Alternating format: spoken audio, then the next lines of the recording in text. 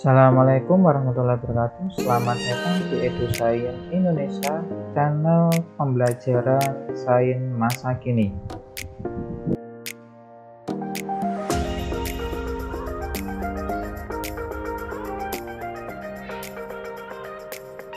Pada video kali ini akan dijelaskan mengenai mikroorganisme penyebab penyakit, yaitu berupa parasit. Sebelum masuk ke dalam materi, jangan lupa diklik tombol subscribe, like, dan share, dan juga komen untuk keberlangsungan dari channel ini. Sebelum kita mengetahui apa itu parasit, apa itu parasitisme, lebih dahulu kita mempelajari tentang apa itu parasitologi. Parasitologi merupakan ilmu yang mempelajari parasit dengan segala pengaruh-pengaruhnya di dalam tubuh manusia. Ya, jadi parasit sendiri nanti ya merupakan organisme yang hidupnya menumpang atau mengambil makanan yang kebutuhan lainnya dari makhluk hidup lain. Dalam hal ini, dalam parasit nanti kita juga harus mengetahui apa itu host atau inang atau tuan rumah, yaitu berupa organisme yang ditampungi atau mendukung dari parasit itu sendiri.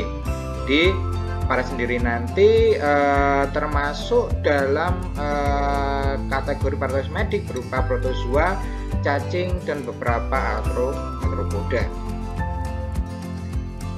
Hubungan parasit dengan host ya, dan ini dapat menimbulkan suatu gejala penyakit yang disebut dengan infeksi. Penyakit yang disebabkan oleh parasit disebut sebagai parasitosis, yang dibawa oleh namanya yaitu vektor. Jadi vektor sendiri adalah merupakan spesies ya, atau ini biasanya umumnya berupa serangga yang dapat menularkan parasit pada manusia dan hewan.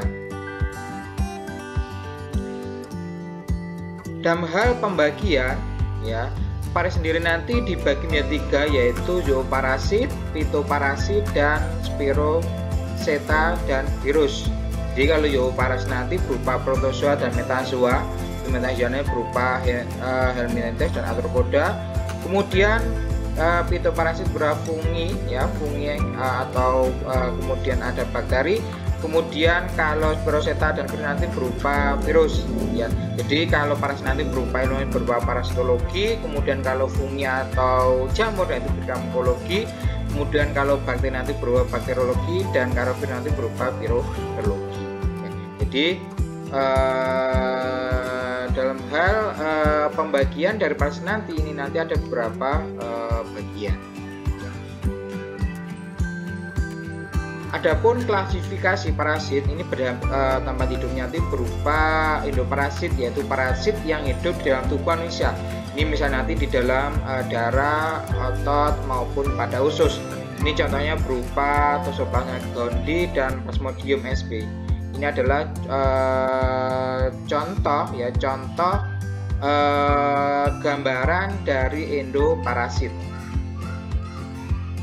Kemudian yang kedua yaitu berupa ektoparasit, yaitu parasit yang hidup menempel pada bagian luar kulit dan kadang-kadang masuk ke dalam jaringan di bawah kulit ya.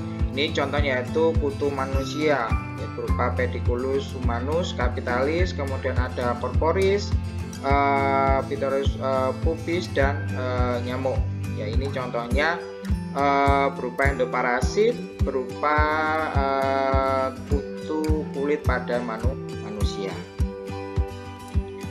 Sedangkan berdasarkan lama waktu hidupnya ini bagi berupa parasit temporer, yaitu parasit yang hidup bebas dan sewaktu-waktu mencari hospes untuk mendapatkan makanan. Ini contohnya yaitu ginjal, kemudian nyamuk, dan simek. Kemudian berupa parasit stasioner, yaitu parasit yang selama satu stadium perkembangannya atau selama hidupnya selalu kontak dengan hospesnya.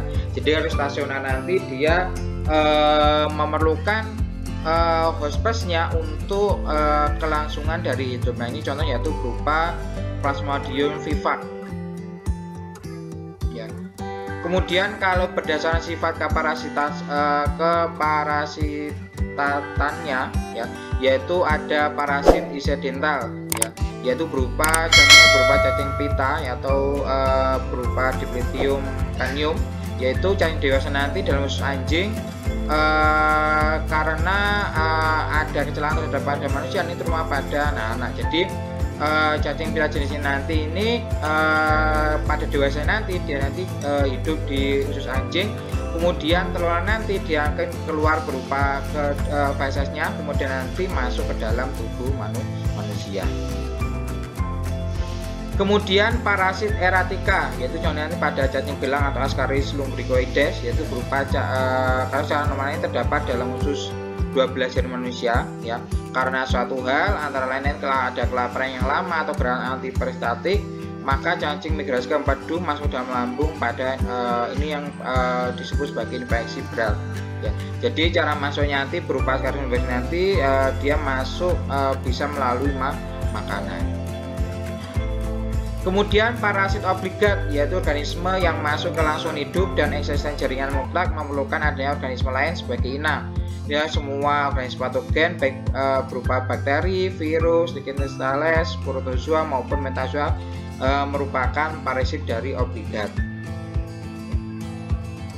Kemudian parasit fakultatif, yaitu organisme yang dalam keadaan normal hidup mandiri, tapi karena suatu sebab terpaksa hidup sebagai parasit. Ini sebenarnya hidup para parasitnya tidak mutlak, ya, bukan suatu hari ini. Contohnya yaitu berupa Tropiloides stercoralis. Ya.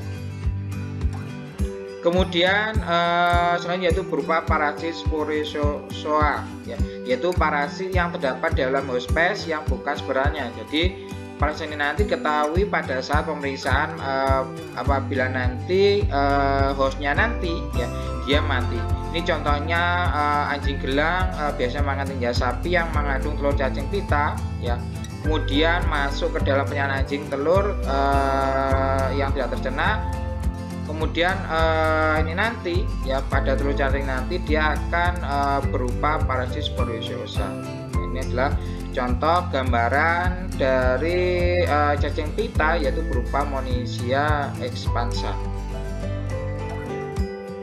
Kemudian kalau berapa jumlah individu hospesnya yaitu nanti ada monoset, kemudian ada heteroset, kemudian polyexet dan heteroroset. Jadi kalau monoset nanti dia satu hospes nanti dia diserang oleh satu parasit. Kemudian polyexet nanti dia banyak menyerang banyak hospes, kemudian hetero nanti dia beragam.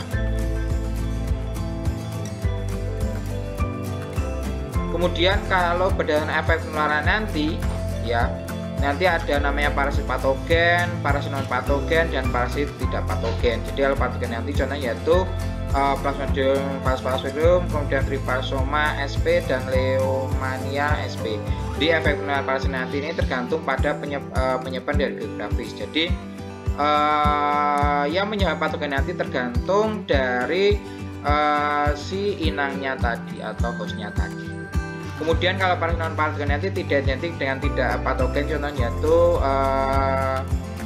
Fusarium gigantica, ya, ini patogen terhadap sapi tetapi non patogen terhadap domba. Kemudian parasit tidak patogen yaitu kebanyakan kutu, pinjal dan capla. Jadi kalau tidak patogen nanti tidak menyebabkan suatu penyakit, ya, penyakit yang menyebabkan suatu kematian. Ini adalah contoh gambaran dari tingkat penularannya ya. Ya, ini ada beberapa parasit yang menyerang pada manusia. Ya. Kemudian kalau berdasarkan derajat parasitisme nanti ada komensalisme, yaitu hubungan di mana suatu organisme dapat keuntungan dari jasad lain akan tetapi organisme tersebut tidak dirugikan. Kemudian ada mutualisme, yaitu hubungan dua jenis organisme yang keduanya mendapat keuntungan. Ya. Kemudian simbiosis, yaitu hubungan permainan antara dua organisme yang tidak dapat hidup secara terpisah. Ya. Jadi simbiosis nanti dia nanti harus memerlukan suatu host untuk supaya nanti tetap hidup. Kemudian predator parasit yang membunuh terlebih dahulu mangsanya dan kemudian memakannya. Kemudian kalau berdasarkan jumlah selnya nanti ada namanya protozoa atau yang satunya contohnya nanti ada Plasmodium, kemudian ada Entamoeba coli, kemudian Balathridium coli, Cleardium lambia, Trichomonas vaginalis dan Toxoplasma gondii.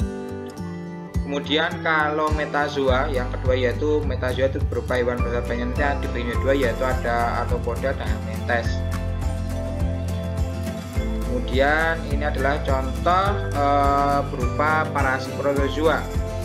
Jadi ada Pseudopodia, kemudian ada Manticore, Ciliata, dan Sporozoa. Ini contohnya yaitu Plasmodium, kemudian ada Toxoplasma, ada Cryptosporidium dan Rhizopora. Kemudian kalau golongan dari Zoopoda nanti ada Entamoeba, kemudian Endolomapix, kemudian Eodomameba, kemudian Diatomeba.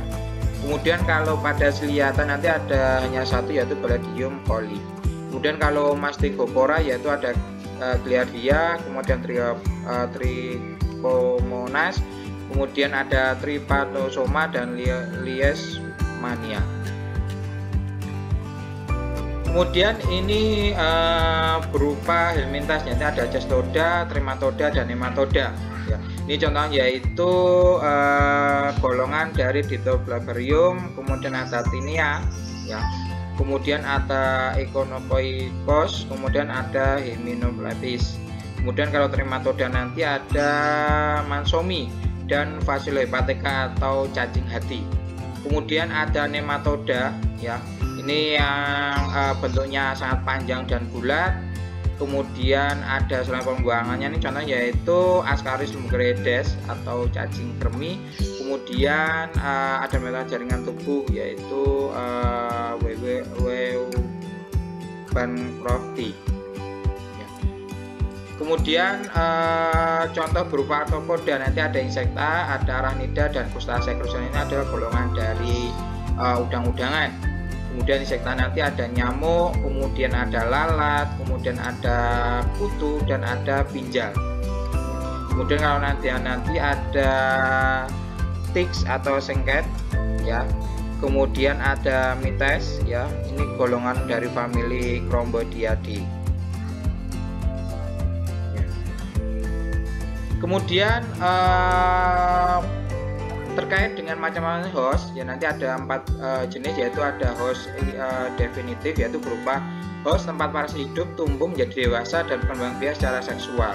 Kemudian host perantara yaitu tempat parasit tumbuh menjadi bentuk infektif yang siap ditukarkan kepada host manusia. Jadi kalau perantara nanti dia sebagai pembawa dari parasit tersebut. Kemudian host reservoir yaitu hewan yang mengandung parasit yang menjadi sumber infeksi bagi manusia. Kemudian yang terakhir yaitu berupa host paratenik yaitu hewan yang mengandung stadium efektif parasit dan stadium infektif ini dapat ditukarkan menjadi dewasa pada host definitif. Kemudian bagaimana ya parasit nanti bisa terkandung pada bagian tersebut, yaitu bisa kita temui di tanah, ya. Kemudian makanan yang mengandung stadium infektif, kemudian arthropoda penyerap darah, binatang ini bisa binatang peliharaan atau binatang buas, kemudian tumbuhan air, manusia lain, dan diri sendiri. Ya, jadi diri sendiri dari parasit nanti dia bisa menyebabkan suatu penyakit pada parasit tersebut. Kemudian bagaimana pengaruh parasit pada hostnya?